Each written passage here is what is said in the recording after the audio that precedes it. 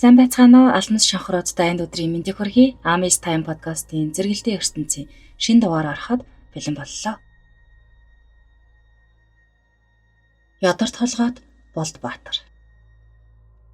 Өргөс тойрны цаана 15 жил хоригдсон Ядарт толгойд Болдбаатарыг халахын шоронд хамгийн хэвдэрсэн хүн гэж үздэг.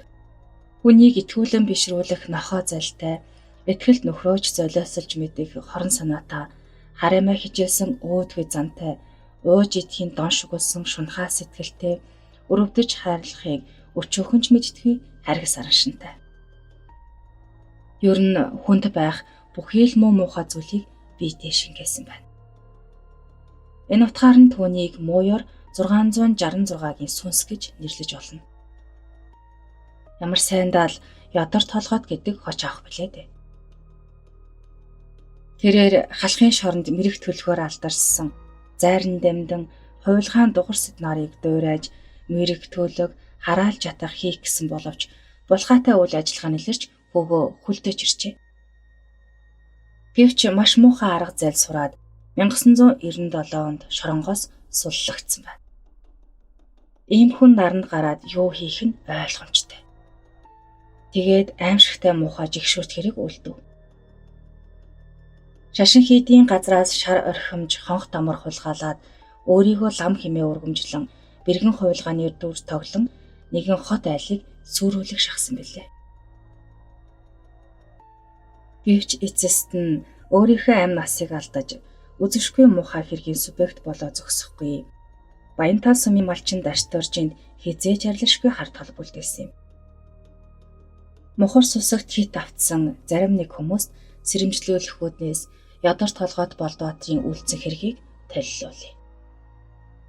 Өнөө цагт лам ховрог их болсон. Хуйлгаан дүрсгэж хуурам эхэлдэг ч хүн бий. Өнөө худлыг нь ялгаж салахад бэрх. Тиймээс ядарт толгойтын энэ хэргийг сонсож элдв янзын хүмүүсээс сэрэмжилж авах нь зүйтэй. Малчин дашторж 11 морой хулгаад алдснаар уг хэргийн их усүр тавигдсан байна. Түүний охинд болохоор хотод эмчлүүлж байхдаа Отгоо гэдэг хүүхэнтэй танилцаж 11 морь хулгаад алдснаа хуучилсан байна. Тэрээр дахин гарц хохирол гарахгүй байх талаар санаа зовж ар гэрийнхээ амьдралын хамаг нөхцийг задлж орхисон байна. Гэтэл Отгоо нь нэгэн мэрэгэн ламаар засал хийлгэх тухай овжин арга сэтэж, "Үгүй, найз нь Болдбаатар гэдэг үнэхээр мэрэгэн ламыг мэднэ. Чи тэр ламыг хөдөө гэртээ аваачиж засал хийлгэж, түүнд мэдэхгүй чадахгүй юм гэж байхгүй. Аюу бол танаа 11 морийг олоод өгч чадна да." Гэгчлэн синхруулж мөнөөх ламыг гэрт нь аваачихар болжээ. Ядарт толгойд Болдбаатар хонх дамраа бэлдээж хөдөө тийш явхаар шийдэв. Хэдэн ширхэг майн мэгзэм халт мөлт чэйжлээд гів гинэт л мэрэгэн хувилгаан болчихсон тэр. Ингээд болохоор хөдөө гэрээхэндээ мэдэгдэж цаадуул нь мэрэгэн хувилгааныг хүлээж авахар бөөн хүл хөөрцөг болсон байна. Ийхүү шашны ямар ч мэдлэггүй, майн ч унших тэгэлгүй, харин ч бүр 15 жил шоронд соригдоод суллагдсан Болдбаатар тухайн аймаг руу гарсан байна. Цаашид түүнийг ядарт толгойд гэж нэрлэе.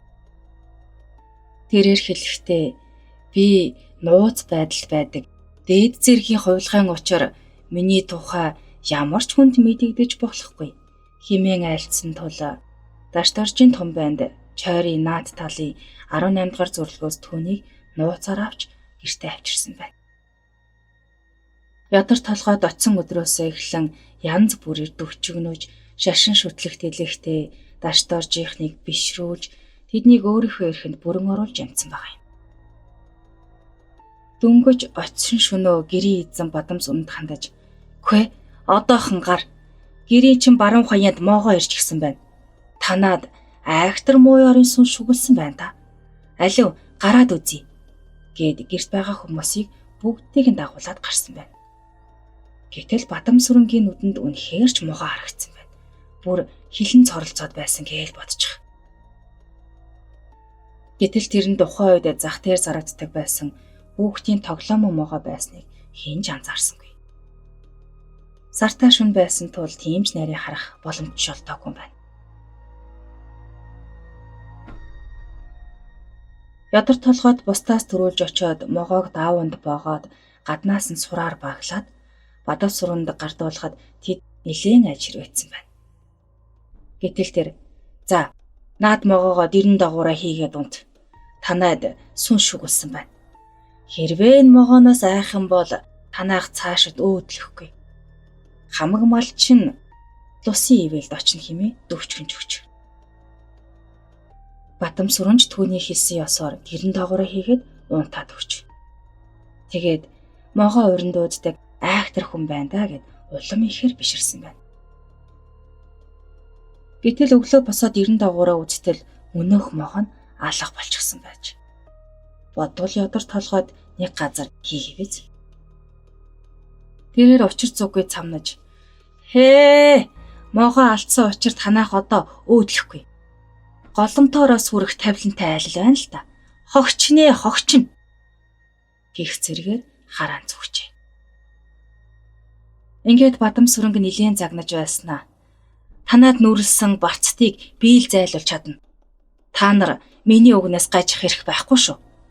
Хуйлгай хүн хүсснээрээ байх ёстой. Эхлээд та нар миний хүсч байгаа бүх зүйлийг биелүүл" гэж хэлээд баахан юм шаардсан байна. Энэхүү тэр гэрийн хойморт олбог дэвсүүлж, архиууж, хоол ундаар дайлуулан нэлээн тансгалсан байна. Тэр бүх хил өргөст химих хяа мэднэ гэж дөвчгөнөж өгч. Хөдөө газар ийм юм байхгүй учраас тэр айлынхан нэлээд сандралтад авч. Тэгээд нэг хүүхэд хот руу явуулаад мэрхэн хуйлгаанд өргөст химих хяам авчруулсан байгаа юм. Маргааш шөнө том бандыг нь гэрээс нь дагуулж гараад "За, чи морь үйдэг хүүхэд учраа би чамд Тэнгэрийн 3 загалыг дуудаж өгье. Тэнгэрүүд сайн харж бай.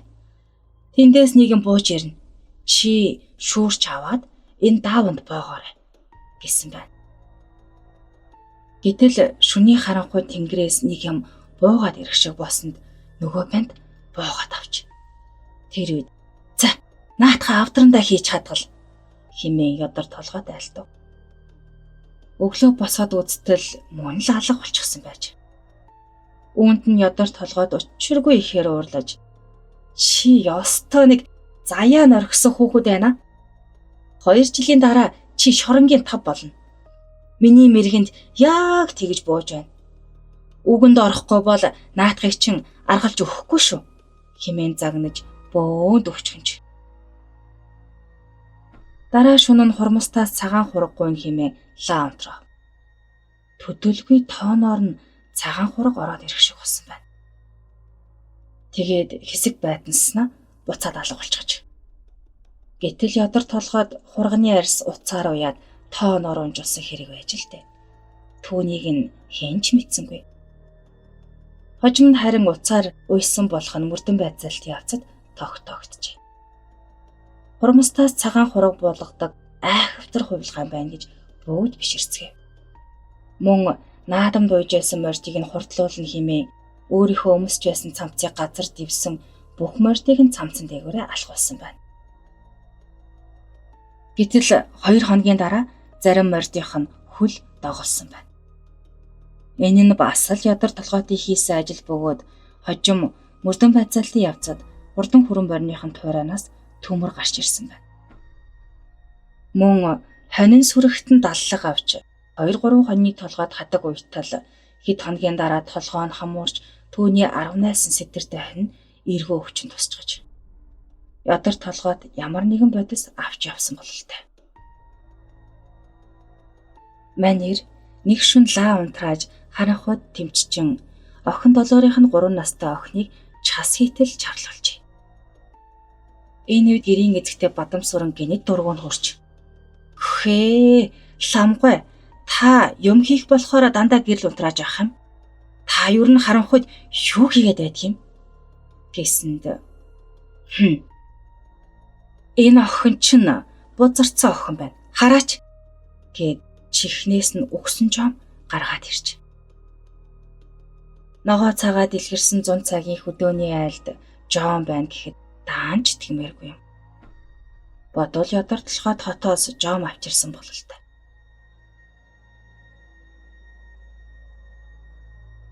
Энэ мэдчлэн янз бүрийн арга зал хэрэглэн гэрийнхнийг бүрэн иргэшилд оруулж авч.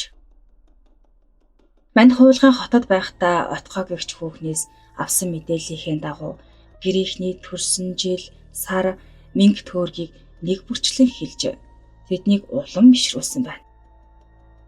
Ёстол нөгөө өнгөрсний хөөж онох гүн ухаан, ирээдүйг тааж мэдэх отож ухаан, битүүг тааж мэдэх мэрэгэн ухаан гэгч нь л болж. Дээхэн үед дашторж гуан нэг хүүхдний эдсэн бөгөөд тэр нь амьд байсан бол 37 настай байх байж. Гэтэл мань хувилгын Отгоогоос авсан мэдээллийн дагуу өөд болсон хүүгийнхэн тухай ярьж тэдний гайхшралд оруулсан байгаа юм. Үгүй, та юу н яасан актер мэдэж байх юм? Юу н далтыг хардаг юм биш үү? Гэхэд Ядар толгойд ихэмсэг байдлаар гарынхаа алгыг ширтэж. 1960-аад онд Өмнө Говь аймагт нэг гоц аав ястанд өрсөн юм. Тэр бүсгүй хотод сурч байхдаа хөдөө байдаг аав ээжигээ гарынхаа алганд хардаг байсан гэлцдэг.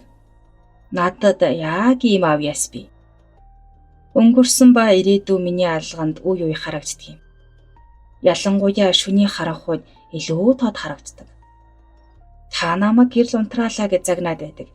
Ийм л учиртай юм да гэж синхруулсан байна. Тэгснээ Гивкиний дөвчгөнсөн байна. Би танай 37 настай хүүхдийн чинь сүнс байна. Өөрийнхөө гэрт эргэж төрснийг та нар мэдэж байна уу? Одоо та нар надад мал хөрөнгө тасдаж өг, гэр орон бэлд гэж дуушаасан байна. Үүнд нь ч цаадуул нь бүрэн итгэж мал хөрөнгө зүсэлж өгөө зогсохгүй жижиг хэрэг өгдөг ч юм билүү гэж ярилцж байсан байна. Боловсрал муутай сүсгтэн хөдөөний зарим айлыг иймэрхүү маягаар мунхруулж синхруулах идчиттэн одоош бидний дунд байсаар байгаа. Ламын дүр эсгсэн элдв янзын зурхааж төлөгчдөөс сэрэмжилж байх нь зүйтэй. 1990-ад оны үед нэг актер барайч гэдэг мундаг хувилгаан гарч ирээд хамаг болохоо нэлэрсэн. Монголчууд ер нь л гений итгэмтгий хүмүүс. Ардчлал ихэснээс хойш өчнөө хүн заллах хийлээ.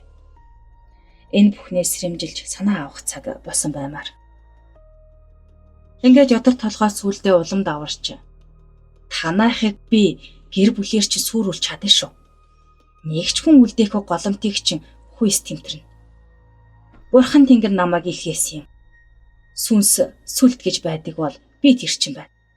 Миний хэлсэн болгоныг гүйцэтгэхгүй бол та нар муугаа үзнэ. Гэгчлэн дарамт шахалт үзүүлж сүүлийн хэдэн шүн нойргүй хонолж. Өдрийн цагаар малд нь явуулахгүй хороод байсан байна.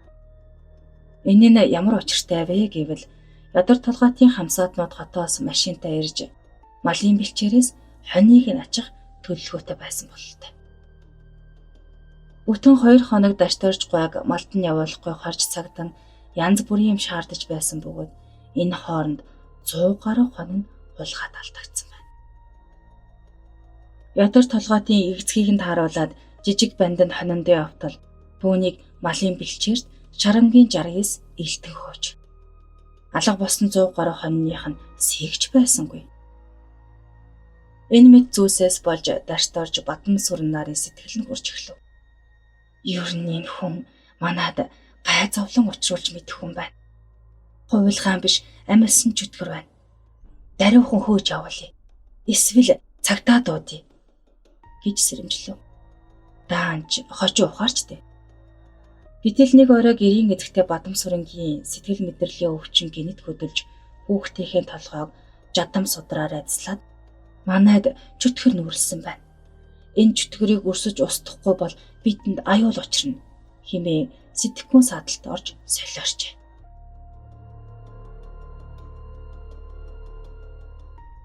Ингээд Ядар толгойтыг байдаг хүчээрээ дарж унан урт байлуусаар дүрж хөнөөсөн байна. Дараа нь гэрээсээ чирч гарган урт довцог дээр аваачаад чөтгөрлжээ. Нөхөр хүүхэд нь айж балмагдан сумын цагдаад мэдгэтгэхээр явсан байна. Ядар толгойтыг анх гэртээ авчирсан Долгор гэдэг охиноо Бадам сүрэн худаг байран илтэх хөв. Тэгээд Чи л энэ муу чөтгөрийг нааш нь авчирч гэрийг минь бузарлаа хэмээн улаан галзуу хөөсөөр түүнийг бас хутгалж хөнөөсөн байгаа юм. Тэрхэн агшинд Бадамсүрэн маш хүчтэй цочролд орсон бөгөөд эмнэлгийн хэлэхээр бол сэтгэлийн шалтгаанд солиорлын байдалд орсон байна. Тэгээд ухамсарт ухааны алдагдалд орж энэ ламыг алхахад би хуулийн өмнө хариуцлага хүлээж ялтан болно гэсэн ухагтхүүнийг тооцох чадваргүй олж. Хэрв эрүүл ухаантай байсан бол Бадамсүрэн юу боллоо гэж хайртай охиноо алах билээ дээ. Дарсторж гоёнх 14 хүүхэдтэй өнөр утгийн айл байсан бөгөөд хүнтэй, эвсэг найртай, сайхан зантай, ёстоолны хөдөөний гүндүүгөө малчны хаж. Шашин шүтлэг, мухар сүсэг гэх чинь хүний амьдралд ийм л авхтар нөлөөлдөг байна. Ядар толгойтыг бүрлгэсний дараа Бадамсүрэн цагтаанаар баривчлан хорсон байна. 10 гаруй хоног хорохдоо өчөөхөнч хайрлах нэнчин сэтгэлгүй маш цэвдэг хандсны улмаас түүнийг өрөөсөн гаргүй болгож.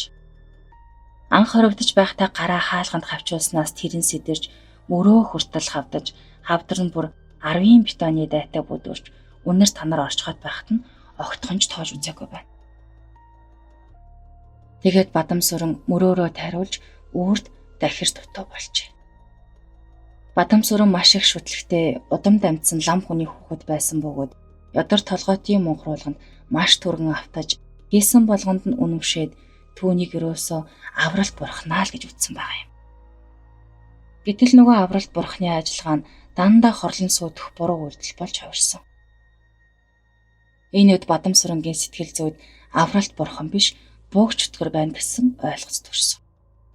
Энэхүү эмгэнэлтэй бөгөөд яривхтай хэргийг үнэн зөвөөр нь шийдэхийн тулд хид хідэн шинжээч юмж өөрсдийн дүгнэлтэд гаргасан байна.